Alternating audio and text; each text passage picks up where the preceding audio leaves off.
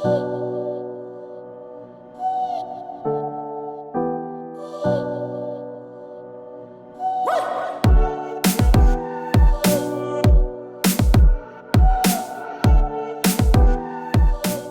The Bioeconomy Region ska vi snabba på och möjliggöra innovationer. Och det gör vi bland annat i testbäddar. I The Bioeconomy Region deltar jo vi som en prosjektpartner. Dette blir viktig i tiden fremover i overgangen til en cirkulær økonomi.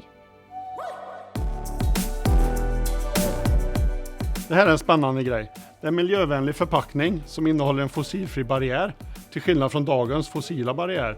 Och det är ett samarbete mellan 8 aktörer i en testbädd, UMV. I vår pilotanläggning har vi möjlighet att testa väldigt många olika bestrykningstekniker.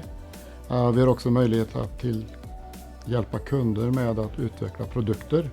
Idag är det ju väldigt mycket en fråga då om barriärprodukter då, för att ersätta plast exempelvis. Solution är ett litet företag med sin produktion i Kristinehamn och vi producerar ett miljövänligt återvinningsbart material som används till att bestryka papper och kartong för att ge bättre egenskaper när man gör livsmedelsförpackningar. Materialet är gjort på helt växtbaserat och innehåller varken plast eller fossila delar. Det smarta med den här produkten är att man kan förpacka ett material på ett bra sätt och skydda det som är innehållet i.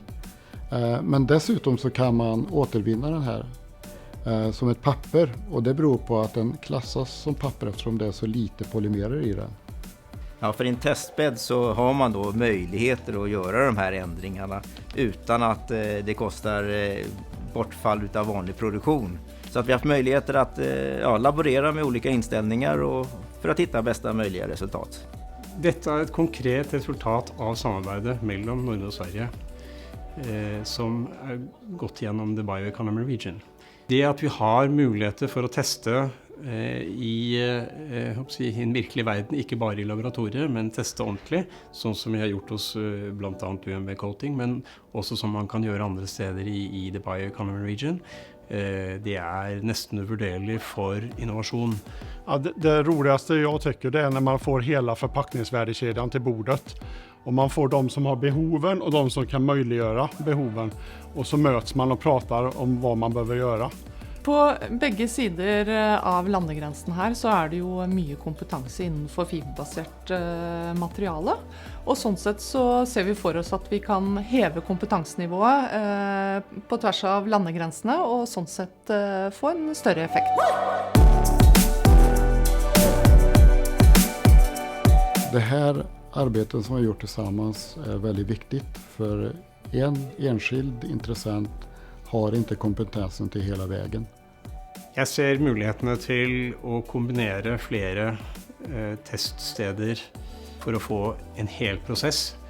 Og da har vi en unik mulighet i den regionen vi snakker om her. Gjennom dette Bioeconomy Region og forhåpentligvis en videreføring av dette samarbeidet på tvers av landegrensene, så har vi store muligheter innenfor dette med fornybare ressurser.